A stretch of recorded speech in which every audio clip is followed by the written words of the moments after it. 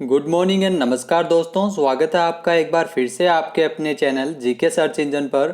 आज है 7 जनवरी और 7 जनवरी से रिलेटेड राजस्थान करंट अफेयर्स के जितने भी इंपॉर्टेंट क्वेश्चन हैं सभी हम इस वीडियो में डिस्कस करने वाले हैं। तो पूरा वीडियो बहुत ध्यान से देखें और वीडियो के एंड में मैं आपसे क्वेश्चन पूछूंगा जिसका आंसर आपको कमेंट बॉक्स में देना है। कल के वीडियो में मैंने आपसे क्वेश्चन पूछा था जो था हाल ही में राजस्थान में सृजनात्मक साहित्य पुरस्कारों के तहत कहानी में पहला पुरस्कार किसे दिया जाएगा, तो इसका सही आंसर आपको कमेंट बॉक्स में देना था। तो राजस्थान में सृजनात्मक साहित्य पुरस्कारों की घोषणा की गई है जिसमें कहानी के अंतर्गत जो पहला पुरस्कार है वो संदीप मील को दिया जाएगा। बी ऑप्शन इसका बिल्कुल सही था। जिन दोस्तों ने बी ऑप्शन कमेंट बॉक्स में सही जवाब दिया उनको हार्दिक शुभकामनाएं। ये जो आपको फोटो में दिखाई दे रहे हैं यही है संदीप मील और ये युवा लेखक है और इनको कहानी के अंतर्गत जो सृजनात्मक साहित्य पुरस्कारों में पहला पुरस्कार दिया जाएगा।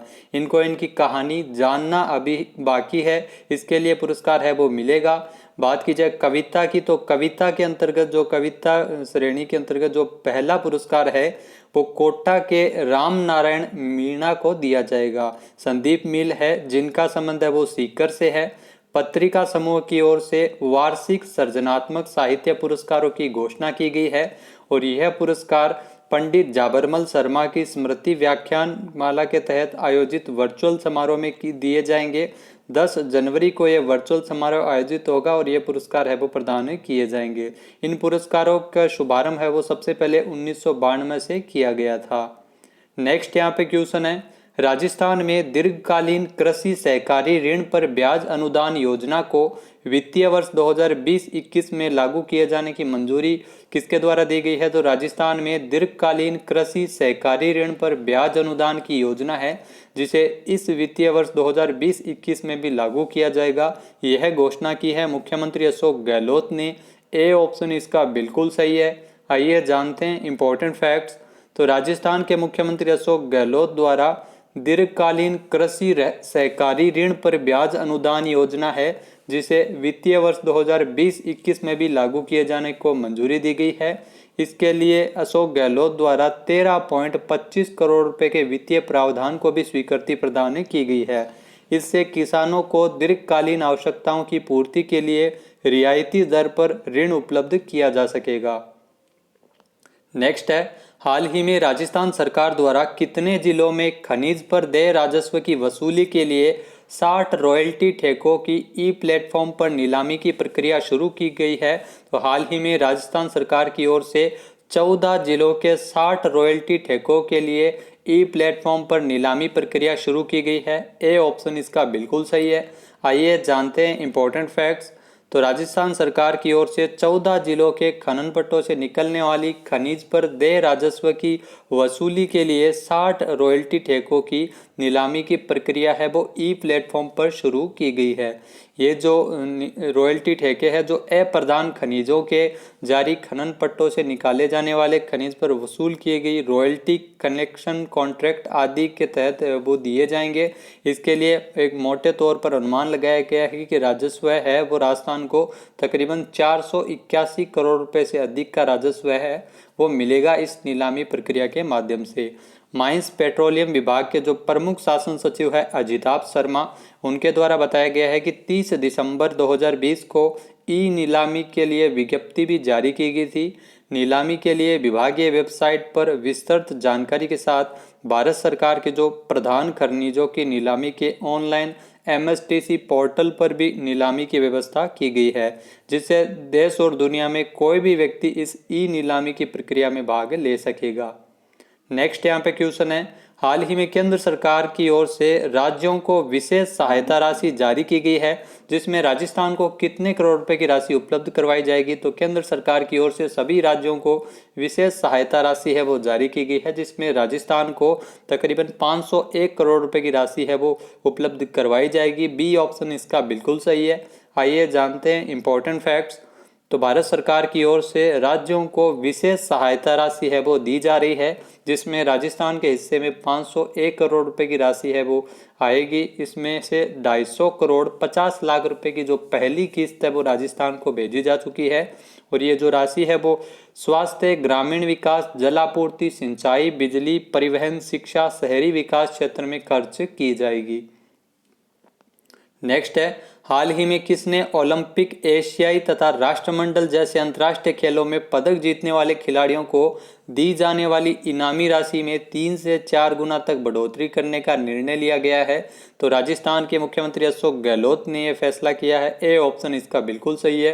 राजस्थान में खिलाड़ियों की जो इनामी राशि है उसमें 3 से लेकर 4 गुना तक की बढ़ोतरी की गई है।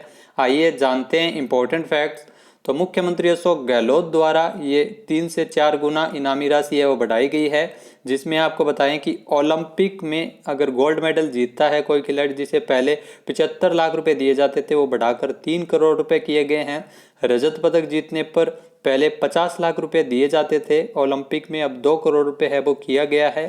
कांस्य पदक जीतने पर 30 लाख रुपए से बढ़ाकर इनामी राशि है वो 1 करोड़ रुपए की गई है। वहीं एशियन और कॉमनवेल्थ गेम में स्वर्ण पदक जीतने वाले 30 लाख रुपए से बढ़ाकर 1 करोड़ रुपए, रजत पदक जीतने वाले को 20 लाख रुपए से बढ़ाकर 60 लाख रुपए दिए जाएंगे और कांस्य पदक जीतने पर 10 लाख रुपए से बढ़ाकर 30 लाख रुपए की गई है। तो ओलंपिक और एशियन कॉमनवेल्थ गेम में 3 से 4 गुना है वो इनामी राशि में वृद्धि की गई है।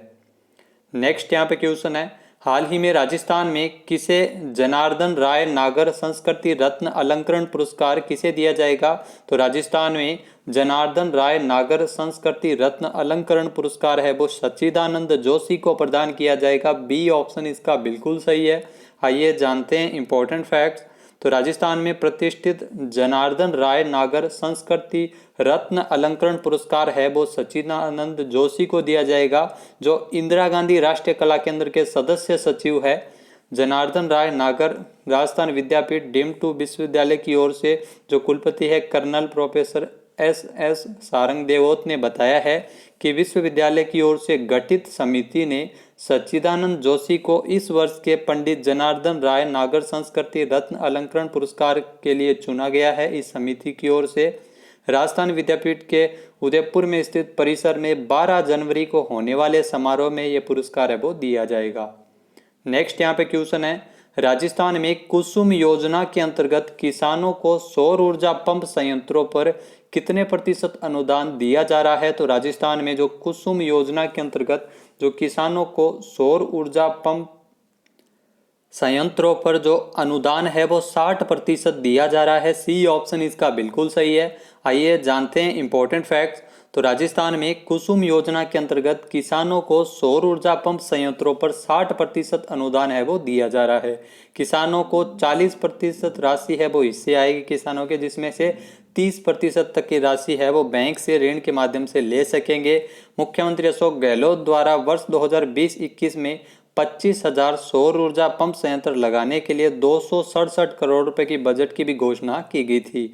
और हाल ही में आपको बता दें कि जो कृषि मंत्री है लालचंद कटारिया, उनके द्वारा जयपुर के झोटवाड़ा क्षेत्र में कापड़ियावास गांव में राज्य का पहला 7.5 HP क्षमता वाला सौर ऊर्जा पंप संयंत्र का भी शुभारंभ किया गया था। तो ये भी इम्पोर्टेंट है। नेक्स्ट यहाँ पे क्वेश्चन है, हाल ही में बजट घोषणा के अनुसार राजस्थान के किन जिलों में डीएनए लैब बनाई जा रही है? तो हाल ही में राजस्थान के जोधपुर और अजमेर में डीएनए लैब है वो बनाई जाएगी। सी ऑप्शन इसका बिल्कुल सही है, उपरोक्त दोनों। आइए जानते हैं इंपॉर्टेंट फैक्ट्स। तो बजट घोषणा के अनुसार राजस्थान के जोधपुर में और दूसरे चरण में अजमेर में ये डीएनए लैब बनाई जाएगी। प्रथम चरण के लिए ये लैब है वो जोधपुर में खोली जाएगी और इसके लिए विभाग की ओर से 2 सहायक निदेशक समेत अन्य स्टाफ को भी ट्रेनिंग है वो दी जा रही है। जोधपुर की लैब है वो जोधपुर संभाग और बीकानेर संभाग के सैंपलों की जांच है वो इसके माध्यम से की जा सकेगी। और दूसरे चरण में ये जो लैब है डीएनए लैब जो अजमेर में खोली जाएगी, जिसमें अजमेर और उदयपुर संभाग के सैंपल्स की जांच है वो की जा सकेगी। डीएनए लैब में पॉक्सो एवं अन्य लैंगिक अपराधों की जांच होती है। न्याय जल्द मिल सके इसके लिए राजस्थान सरकार की ओर से बजट में इसकी पहले घोषणा की गई थी और हाल ही में लैब विभाग की ओर से प्रस्ताव है वो जुलाई 2020 में गृह विभाग को भेजा गया था और अनुमति मिल गई थी। नेक्स्ट यहाँ पे क्वेश्चन है, हाल ही में मानव संसाधन विकास मंत्रालय की ओर से जारी national institution ranking framework NIRF ranking जारी की गई है, जिसमें राजस्थान के कितने शिक्षण संस्थानों ने टॉप 100 में जगह बनाई है। तो राजस्थान के 4 शिक्षण संस्थानों ने NIRF रैंकिंग में जगह बनाई है। बी ऑप्शन इसका बिल्कुल सही है। आइए जानते हैं इंपॉर्टेंट फैक्ट्स। तो national institution ranking framework NIRF जारी की गई थी, संस्थानों की रैंकिंग जारी की गई थी शैक्षणिक संस्थानों की, जिसमें से राजस्थान के 4 शिक्षण संस्थानों ने टॉप 100 में जगह बनाई थी। मानव संसाधन विकास मंत्रालय की ओर से इसकी रैंकिंग है वो जारी की गई थी, जिसमें राजस्थान के 4 शिक्षण संस्थान बिट्स पिलानी 27वें नंबर पर रहा था, MNIT जयपुर है वो 71वें स्थान पर रहा था, वनस्थली विद्यापीठ है वो 79वें स्थान पर रहा था, और इसके अलावा जो SMS मेडिकल कॉलेज जयपुर है उसकी 91वीं रैंक है वो आई थी। नेशनल इंस्टीट्यूशन रैंकिंग फ्रेमवर्क की शुरुआत है वो सबसे पहले साल 2016 में की गई थी। नेक्स्ट है, हाल ही में किसे ऑल इंडिया शतरंज फेडरेशन का अध्यक्ष चुना गया है। तो ऑल इंडिया शतरंज फेडरेशन का अध्यक्ष चुना गया है संजय कपूर को। ए ऑप्शन इसका बिल्कुल सही है। आइए जानते हैं इंपॉर्टेंट फैक्ट्स। तो संजय कपूर को ऑल इंडिया शतरंज फेडरेशन का नया अध्यक्ष चुना गया है, जबकि भारत सिंह चौहान है वो 4 जनवरी 2021 को ऑनलाइन हुए चुनाव में सचिव पद पर है वो बरकरार रहे हैं। उत्तर प्रदेश के शतरंज संघ का प्रतिनिधित्व करने वाले संजय कपूर ने करीबी प्रतियोगिता में PR वेंकटराम राजा को हराया था। नरेश शर्मा को कोषाध्यक्ष चुना गया। तो ध्यान रखिएगा, संजय कपूर है वो नए ऑल इंडिया शतरंज फेडरेशन के वर्तमान में अध्यक्ष है। नेक्स्ट यहाँ पे क्वेश्चन है, हाल ही में पश्चिम बंगाल में देश नायक दिवस कब मनाया जाएगा। तो इम्पोर्टेंट है, पश्चिम बंगाल में देश नायक दिवस है वो 23 जनवरी को मनाया जाएगा। ए ऑप्शन इसका बिल्कुल सही है। अब क्यों मनाया जाएगा आइए जानते हैं। तो 23 जनवरी को पश्चिम बंगाल की मुख्यमंत्री ममता बनर्जी ने नेताजी सुभाष चंद्र बोस की जयंती को देश नायक दिवस के रूप में मनाए जाने की घोषणा की है। 23 जनवरी को नेताजी सुभाष चंद्र बोस का जन्म 1897 को कटक में हुआ था और वर्चुअल मीटिंग आयोजित हुई थी, जिसमें नेताजी सुभाष चंद्र बोस की 125वीं जयंती की अवसर पर जो पश्चिम बंगाल राज्य में देश नायक दिवस के रूप में इनकी जयंती को मनाया जाएगा। वहीं केंद्र सरकार की ओर से भी कई घोषणाएं की गई है, जिसमें नेताजी सुभाष चंद्र बोस की 125वीं जयंती के उपलक्ष्य में एक उच्च स्तरीय समिति का गठन किया गया है और यह उच्च स्तरीय समिति 23 जनवरी 2021 से शुरू होने वाले 1 साल तक के लिए स्मरणोत्सव की कई गतिविधियों पर फैसला लेगा। कई प्रोग्राम आयोजित किए जाएंगे। इस समिति के अध्यक्ष होंगे अमित शाह। हम बात कर लेते हैं आज के हमारे क्विज की। तो आज का हमारा क्विज है, हाल ही में राजस्थान सरकार द्वारा किसकी अध्यक्षता में पर्यटन सलाहकार समिति का गठन किया गया है।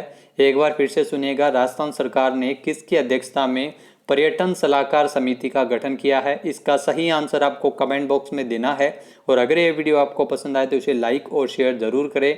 साथ ही साथ हमारे चैनल को भी जरूर सब्सक्राइब करें। इस वीडियो की PDF फाइल आप वीडियो के डिस्क्रिप्शन बॉक्स से डाउनलोड कर सकते हैं और इस क्वेश्चन का आंसर आप वोट करके भी कर सकते हैं। वीडियो कैसा लगा कमेंट बॉक्स में जरूर बताएं।